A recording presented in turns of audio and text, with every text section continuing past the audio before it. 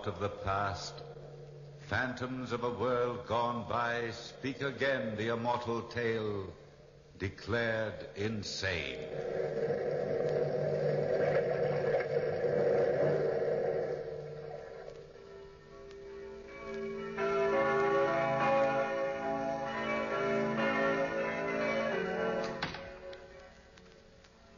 This is the church she comes to.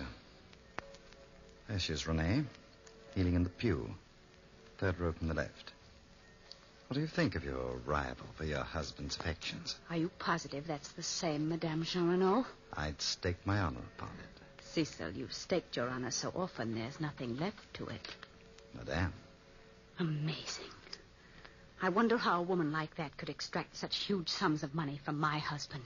She might have certain charms you don't understand. But she's fat and pockmarked. True, Renee. But powerful enough to make you and your children penniless within 10 years. How can we break her hold on Pierre? I've tried. Pierre won't listen to me, either as his brother or his lawyer. So there's only one thing left. What's that? Simply that you ask for a commission for lunacy against him. Imply that he's insane and have him locked away. But Pierre is With your political prestige at Louis XV's court, I'm sure we can convince a young, ambitious judge to the contrary. Pierre's many eccentricities can bear fruit. His monomania on Chinese customs could easily be misinterpreted. Do you understand? But, Cecil, Now listen to me. Tomorrow morning, I want you to pay an unexpected visit on your husband. Drive out to that country hovel and... Is your master in, Roger? Madame la Marquise, we weren't expecting you. Do come in. Monsieur is in the study. If you follow me, he'd be pleased to see you, madame. It's been such a long time. Thank you, Roger. Monsieur, Madame la Marquise? Renee. I'm sorry to disturb you, Pierre, but you know what the court says. This separation of ours does not do my reputation any good. Your reputation? Naturally. What are you doing dressed up in that silly outfit? I am writing a history of China, Renee. One can't understand the Chinese mind without trying to feel the tempo of their mode of life. Oh, that's neither here nor there. I've been hearing about the way you're handling the children. The children are well and healthy. I don't feel comfortable about them out here. So I'd like to change nurses. The woman you have now is too old for the job. I've brought an Englishwoman out here with me today. Her name is Maggie Campbell. I think you'll find Maggie a gem in many ways. Your absent-mindedness endangers our children's very existence. What are you hinting at? Hinting? You know very well what I mean. That woman, Madame Jean Renaud. She's no concern of yours. My son's future inheritance, however, is my concern. I can't prevent you from throwing it away on a swine-headed woman. Oh, Renee, but really? Really what? Who is this Jean Renaud? What power has she got over you? Why do you insist on living in the country and giving her the major part of your income? That's one question you'll never have answered. You wouldn't understand. That's why I've hired Maggie Campbell to act as nursemaid. The children are never to be in that woman's company. And Miss Campbell will follow those instructions to the letter.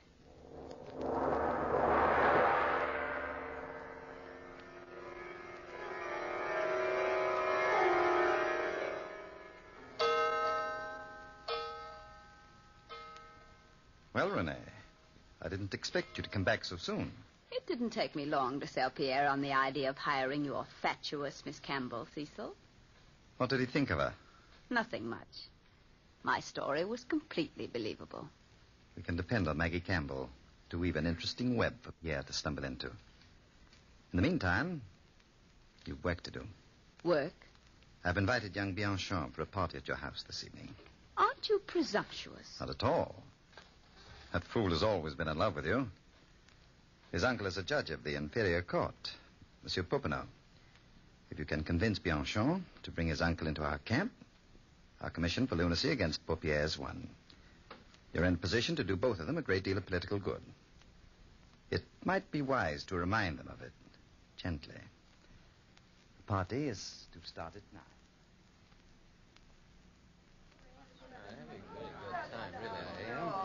Bianchon, I'm so glad you could come to my little party. Oh, you're playing with my heart, madame. Ah.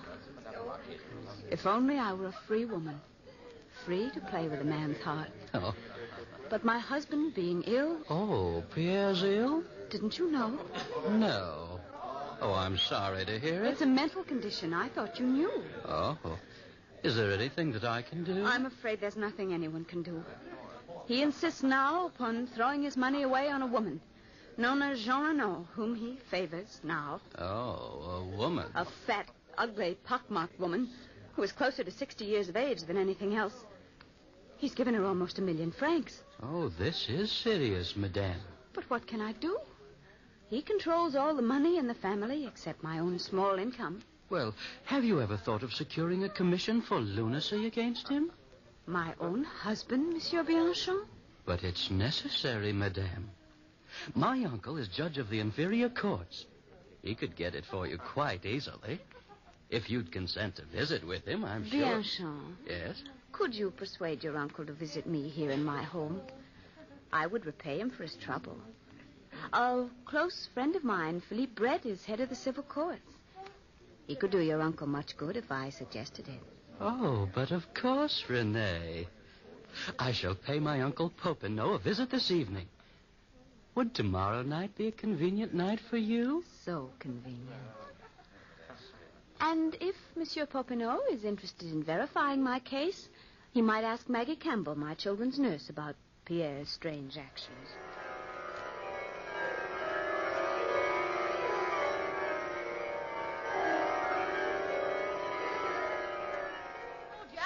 Roger, if you're the butler in this loony house, come over here and bottle. Yes, Maggie. What is it now, nurse? Listen to them, will you? Her father playing with his sons, twisting their arms till they scream in agony. Look at them there in the garden. He's teaching the boys how to wrestle, Maggie. Wrestling's a fine art in China. Wrestling, is it? It's a fine kind of wrestling. Trying to pull the boys' arms out by the sockets. Her laughing and screaming. A maniac's mind. A maniac, I tell you. Heaven help us. What will the madmen do next?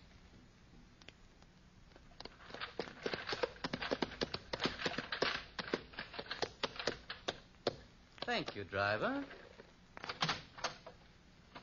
Uncle Popinot? Uncle Popinot? If it isn't my nephew. Well, Bianchon, come in. Oh, how can you live in this rat trap? And if this is a rat trap, Bianchon, then you should throw your old uncle a piece of cheese. What brings you down here on the banks on this hot day? Oh, a matter of urgency. A friend of mine is in trouble. Trouble. Life was ever thus. Her husband is stark, staring mad. And the poor woman hasn't the faintest notion how to go about getting a commission for lunacy. Who is the lady? Madame la Marquise d'Espard. Madame de la Marquise? Yes? She probably knows more about these things than you do, nephew. Nevertheless, I'll see her when she arrives. She's not well, Uncle. You can't expect her to visit you in a place like this. Besides, she's a close friend of Philippe Brett, and he's the head of the civil courts and can do you a lot of good. That crook? Oh, Popinot. Madame la Marquise had the kindness to invite us to dinner at her house tomorrow night. Bianchon, I'm surprised at you. You know very well that I'll be the examining judge on the case, and our courts forbid a judge to dine in a petitioner's home. It's against the law. Oh, yes, I'd forgotten. After dinner, then, Uncle? Well, she can see me here. In all fairness to her, she's ill, Uncle. Drop in at her house. Was it a request or a demand from Bianchon? Both, I imagine, Uncle. Even a judge is afraid not to grant her demands. A woman like that is a powerful factor at court. Then you will drop in and see her? Yes, tomorrow afternoon at 3. But warn her not to serve any food or drink to me at all. Oh, yes, Uncle. She will be well warned.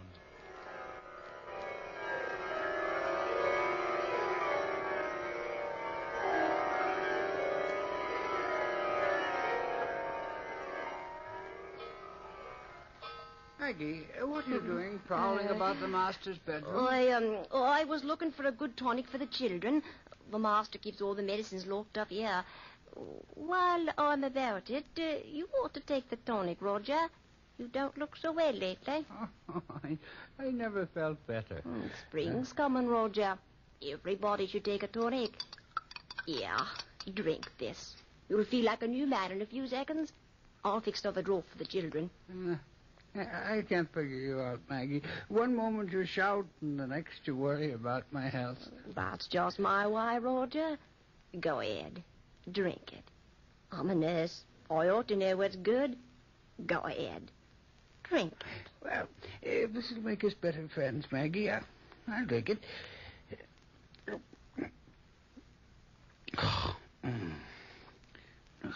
Tastes like poison. Roger. The master's calling, Roger. See what he wants. I'm coming, Monsieur Le Marquis. Better come along to the study, Roger. I'm expecting a visitor, and I'd better have the place looking spick and span. Visitor, monsieur? Madame Jean Renaud will be here soon. Then the business between Madame and I will be over, finally. I'm glad. Monsieur, look at the study. More Chinese books than all of China. I need them. What's the matter, Roger? I feel so ill, Monsieur Le Marquis. In heaven's name, Here, I better don't sit down know. over here, Roger. Roger! Maggie! What's the matter, monsieur? Roger, old fellow. Roger! He's dead. Dead. His skin is turning black, monsieur. Black? As if he had drunk. Yes. Just as if he drunk a strong draught of Chinese poison. How do you know the effect? I'm a nurse, sir. Now your madness is no longer innocent. You're a murderer, too.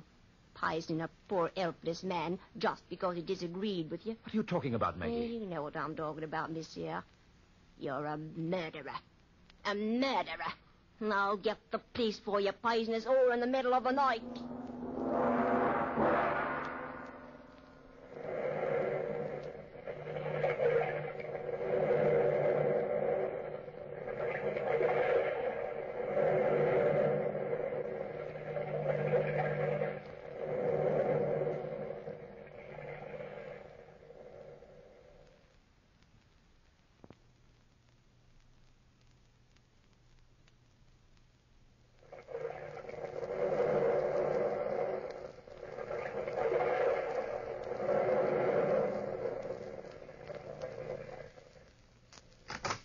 Madame la Marquise, may I present my uncle, Judge of the Inferior Courts, Monsieur Popinot. Good afternoon, monsieur. How do you do? This is my brother-in-law, the Chevalier d'Espargne. Say so. How do you do? How do you do? Won't you be seated, Monsieur Popinot? My uncle will do everything in his power to help you, Renee. I'm sure he will, Bianchon. Tell me, madame, when you and the Marquis separated originally, how much money were you allowed? Just my original income of 26,000 francs a year. You say that the Marquis had given a certain Madame Jean Renaud considerable sums of money? Almost 1 million francs. Is there any reason for him to give her money? None. None but an imaginary one dictated to him by his twisted mind. Does Madame Jean Renaud live well? Live well. In a mansion. I'm a poor man myself, madame. How much does Madame Jean Renaud spend on her house? Oh, the stables alone cost 16,000 francs. Judges are apt to be incredulous. If the stables alone cost 16,000, then how much for the entire establishment? Between 50 and 60,000 francs. So much? You don't say. Now, how much do you spend for this lovely place? About the same, 50 or 60,000. Renee! Huh? Oh, I thought you said your income was only 26,000 francs. You must be badly in debt. Obviously. but, monsieur... If you're in debt, the court might not feel justified in allowing you to handle your husband's money. They might think you have a different motive for trying to secure control of your husband's money. Not that I have. A selfish one. Do you serve, madame? Well, I'm sorry, Madame la Marquise. It's against the law for me to eat or drink at a petitioner's home. I thought you knew. Madame la Marquise! Madame la Marquise! Maggie, what are you doing here? I've been trying to get her all day, I have. Monsieur le Marquis has murdered his butler. Poisoned him. I saw it with my own eyes. The police came. They've got him away in the jail. He's stark, staring, raving mad, he is. Murder now. Well, Monsieur Popinot, is murder a part of a sane man's mind?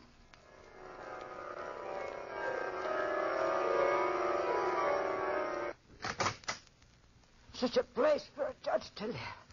Oh, if I lived here, I'd never make old bones. Monsieur Popinot. Yes? I got your summons to come and see you in your house. Well, here I am. Here you are. But who are you? Madame Jean Renaud. Kind of a judge are you, anyway, living here? Huh? You must be an honest one. Well, what do you want to see me about? I've learned that you've been receiving extraordinary amounts of money from Monsieur le Marquis d'Espard. Well, as a matter of fact, I have. What seducer's arts have you been using on Monsieur le Marquis? Oh, seducer's art. Look at me, monsieur. Fat, ugly, hideous. What kind of a vamp would I make? Well, that's a question I can't answer. But you will have to. Monsieur, I'm sorry, but I am under oath. I can never divulge the reason that monsieur gives me the money. Madame, if you have any pity for your benefactor, you'll tell me. A commission for lunacy has been taken out against him. Huh? You're named as having some strange power over him. Power which is supposed to have driven him mad. Oh, great heavens. I am as good as Monsieur le Marquis and warned him.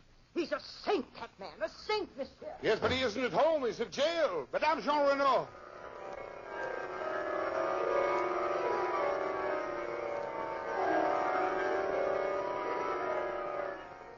Monsieur le Marquis, I'm Judge Popinot of the inferior courts. You're most welcome to come in and share my prison cell. Are you here to accuse me of murdering a man, too? No, monsieur. But your wife has taken out a commission for lunacy against you. Monsieur, you're joking. I wish I were. Your passion for Chinese customs has led them to believe you live in a dream world. I was commissioned to write a book about China by the most respectable firm in all Paris. Have you a contract from them? In my desk drawer at home. Are there any duplicate copies in case your copy is stolen? Certainly. Here's the address of the firm. They have the duplicate. The second count is, of course, there's murder. You were accused of murdering your butler just to try out a potency of a new Chinese drug you've discovered. I've never toyed with Chinese drugs or poisons. How about this business of giving all your money to Madame Jean Renaud? Monsieur, I never thought I'd tell anyone that secret. Your life depends on it. Madame Jean Renaud is the descendant of the Jean Renaud family who owned a large estate in Saxony in the 13th century. My ancestors murdered her ancestors and stole that property. What has that to do with you? The entire Despard fortune was founded on that property. I'm trying to pay back a debt. The amount of money which should have been paid to the Jean Renaud when the property was taken over. You're too conscientious, Monsieur le Marquis. I don't want my children to be ashamed of their family as I'm ashamed of mine. They'll always be proud of the Despard name. I don't think we'll have any trouble clearing you of this charge.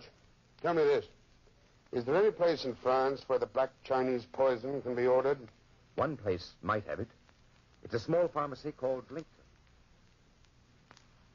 Don't usually carry that particular mixing drug in our pharmacy, Monsieur Popinot. It's too dangerous. But I did have a special order for it from a Cockney woman named Maggie Campbell just the other day. She had a note authorizing her to buy it.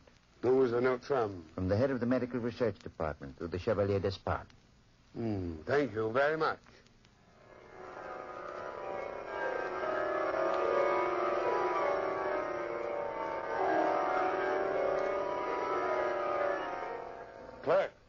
Clerk.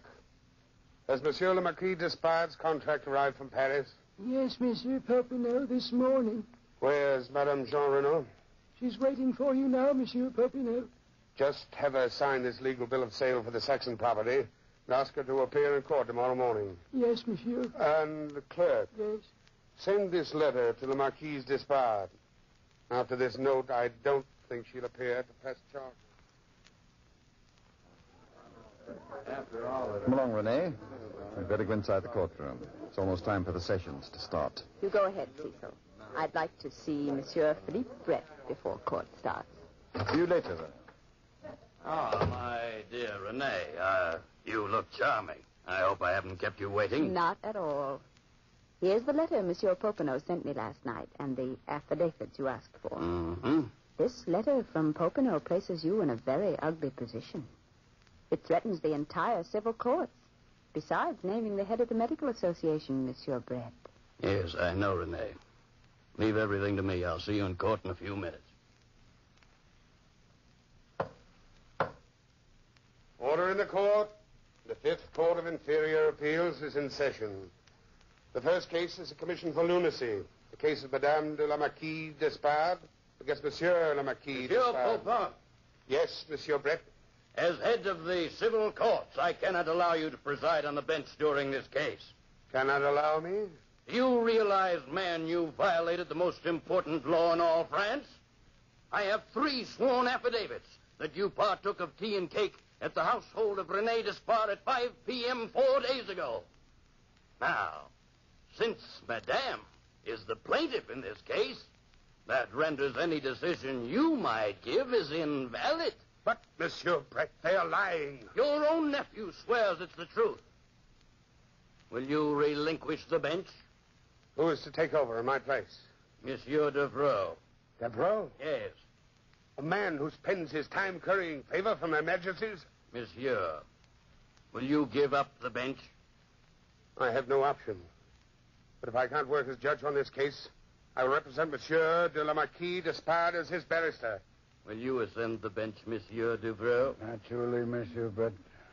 The barrister in charge of proceedings will start. That is you, Chevalier Despard. Is it not, Cecil? Yes. Thank you, Monsieur Devereux.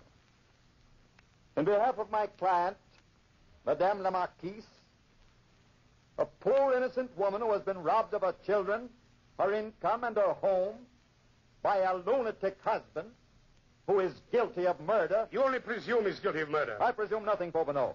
He has already been tried and convicted. When? 10 minutes before court started. I signed the papers, Monsieur Popinot. You did, Brett? Yes. You haven't the foggiest notion of what this case concerns. I have definite proof that Maggie Campbell was hired to murder the butler. Here it is. My proof that Monsieur le Marquis is innocent. Judge Devereux, you can set aside this conviction. Chevalier, let us proceed. A woman named Madame Jean has forced Monsieur le Marquis to give her over 1 million francs. We all know that Monsieur Popinot made up that story about the Saxon property to fool the court. But these are lies, Monsieur Devereux. Continue, Chevalier. And last but not least, we base our claim on the fact that Monsieur le Marquis thinks he lives in China. Ha! Is that a thought for a sane man? Monsieur le Marquis is writing a book on China. He has a contract for that book. We investigated the contract, Monsieur Popinot. The Paris firm swears they never drew it up. You've done well, gentlemen, to make a mockery of the courts of France. This trial is a farce, a framed farce. Of course, you grant the commission for lunacy, you will be heaped with honors by these weakling fools. That is only your opinion, Popinot. Judge Devereux, remember, your conscience will weigh heavily on your soul.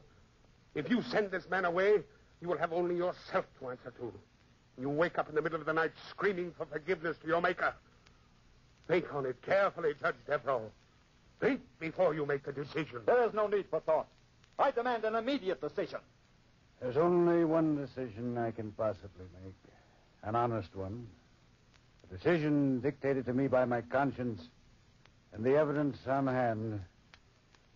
The commission for lunacy is granted. Monsieur Devereux, I'm as sane as you are. You can't lock me up. Popinot, tell them. In heaven's name, stop them. Don't let them. Guards! Take that man out of court and put him in a straitjacket before he loses his mind completely.